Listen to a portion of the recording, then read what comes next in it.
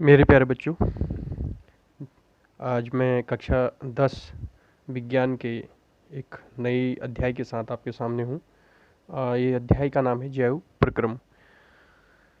जैव प्रक्रम होता क्या है, इसको आप समझ लीजिए। जीवों में जीवित रहने के लिए होने वाली समस्त क्रियाओं को जैव प्रक्रम कहते हैं।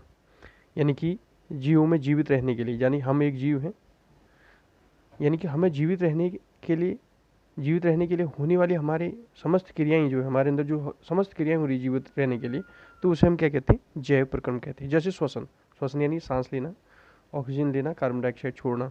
यानी कि अगर हम ये चीज़ श्वसन हमारे अंदर बंद हो जाए तो हम जीवित नहीं रह सकते। तो जीवित रहने के लिए हमारे अंदर जो, हमारे शरीर के अंदर इसके अलावा अन्य जो और क्रियाएं हैं, उन्हें भी हम जैव प्रक्रम कहते हैं। तो उदाहरण आपको मैंने बता दिया, श्वसन। तो श्वसन क्या है, श्वसन किसे कहते हैं?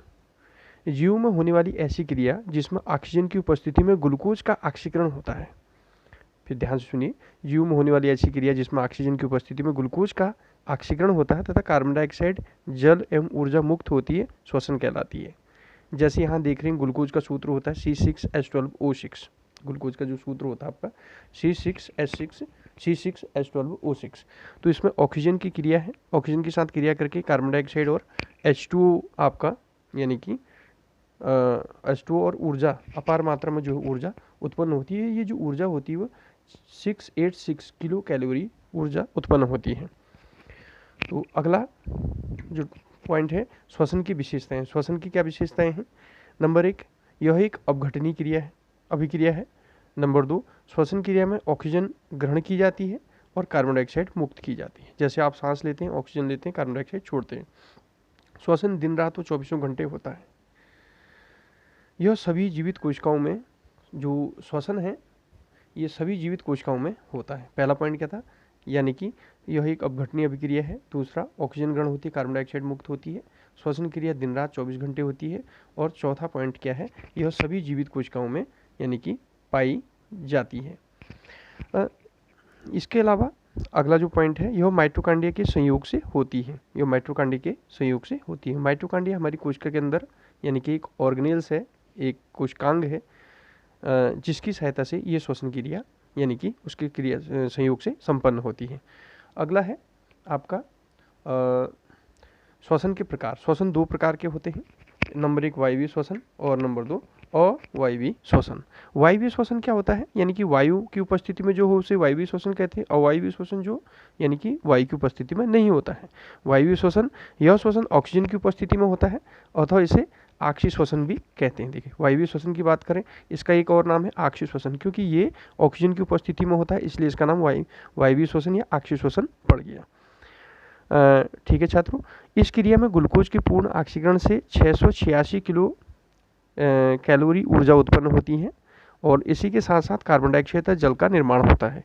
यह ऑक्सीकरण माइटोकॉन्ड्रिया में होता है। जैसे इसका उदाहरण है वायवीय श्वसन का मनुष्य, यानी कि हम, यानी हमारे अंदर ग्लूकोज का ऑक्सीडेशन, ऑक्सीकरण होता है और कार्बन डाइऑक्साइड मुक्त होती है, H2O मुक्त होता है और 686 किलो कैलोरी ऊर्जा जो है उत्पन्न होती है। इसका वायवीय श्वसन का जो उदाहरण है, यानी मनुष्य, यानी हमारे अंदर वायवीय श्वसन होता है। दूसरा अवायवीय श्वसन, यानी कि अवायवीय श्वसन को हम अनाक्षी श्वसन भी कहते हैं। इसे अनाक्षी श्वसन के नाम से भी जाना जाता है। यह श्वसन ऑक्सीजन की अनुपस्थिति में होता है और इसे अनाक्षी श्वसन भी कहा जाता है। इसमें ग्लूकोज के आंशिक ऑक्सीकरण, इसमें ग्लूकोज का आंशिक, यानी आंशिक में बहुत कम ऑक्सीकरण होता है, जिसके तहत 21 किलो कैलोरी ऊर्जा उत्पन्न होती है, कार्बन डाइऑक्साइड उत्पन्न होता है और एथिल एल्कोहल बनता है। इसके अलावा यह क्रिया कोशिका के जीवद्रव्य में होती है, कोशिका के जीवद्रव्य में होती है। इसका उदाहरण है ईस्ट और जीवाणु। तो मेरे प्रिय छात्रों, इसके बाद हम आगे चलते हैं, पोषण, न्यूट्रिशन। पोषण किसे कहते हैं? जीवों द्वारा विभिन्न पोषक पदार्थों को ग्रहण करना एवं इन पोषक पदार्थों का उपयोग करना पोषण कहलाता है। पोषण यानी जैसे हम भोजन खाते हैं, यही पोषण है, सिंपली भाषा में अगर समझे तो। यानी पोषक पदार्थों का ग्रहण करना। पोषक पदार्थ कौन से होते हैं? Carbohydrate, protein, fat, minerals, vitamin. Carbohydrate, protein, fat माने बसा होता है, मिनरल्स माने खनिज होता है, विटामिन विटामिन होता है। तो यानी ये पोषक पदार्थों को जब हम ग्रहण करते हैं, जैसे हम खाना खाते हैं, दाल, रोटी, सब्जी, चावल, सलाद जो है, हरी सब्जियाँ, तो इनसे इनमें जो हमें पोषक पदार्थ मिलते हैं, पोषक पदार्थों को हम ग्रहण करते हैं और इन पोषक पदार्थों का उपयोग करना ही पोषण कहलाता है। तो पोषण के प्रकार, पोषण दो प्रकार का होता है, एक स्वपोषी पोषण और एक विषमपोषी पोषण अथवा परपोषी पोषण। स्वपोषी पोषण के अंतर्गत जो स्वपोषी पोषण होते हैं वो समस्त पेड़ पौधे जो है, समस्त पेड़ पौधों में स्वपोषी पोषण होता है। और स्वपोषी पोषण वह विधि है जिसमें सजीव अपना भोजन पर्यावरण में उपस्थित सरल अकार्बनिक पदार्थों से स्वयं बनाते हैं, स्वपोषी पोषण कहलाते हैं। इन जीवों में स्वपोषी जीव, इन जीवों को स्वपोषी जीव कहा जाता है। जैसे पेड़ पौधे स्वपोषी जीव हैं, ठीक है। ये पेड़ पौधे सूर्य के प्रकाश में एवं पर्णहरित की उपस्थिति में कार्बन डाइऑक्साइड और जल को ग्रहण कर ऑक्सीजन बनाते हैं, और इसी क्रिया को हम क्या कहते हैं, प्रकाश संश्लेषण कहते हैं, ठीक है, प्रकाश संश्लेषण कहते हैं। जैसे 6CO2 + 6H2O C6H12O6 + 6O2 oxygen gas उत्पन्न हो गई यहाँ, ठीक है।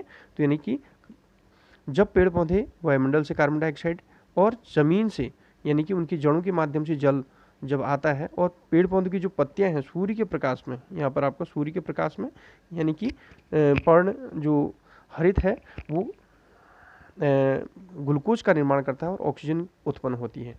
तो ये प्रक्रिया क्या कहलाती है, आपकी प्रकाश संश्लेषण की प्रक्रिया कहलाती है। स्वपोषी पोषण के लिए निम्नलिखित परिस्थितियां आवश्यक हैं। स्वपोषी पोषण कौन सी परिस्थितियां, वायुमंडल में कार्बन डाइऑक्साइड की उपस्थिति होनी चाहिए, जल की उपस्थिति होनी चाहिए, सूर्य के प्रकाश की उपस्थिति होनी चाहिए और पर्णहरित की उपस्थिति होनी चाहिए। ये पर्णहरित है, इसे क्लोरोफिल भी कहते हैं, और ये जो क्लोरोफिल है ये पौधों की पत्तियों में पाया जाता है। स्वपोषी पोषण के जो मुख्य उत्पाद है वो ग्लूकोज है, प्रमुख जो उत्पाद है ग्लूकोज है, और दूसरा उसका उप उत्पाद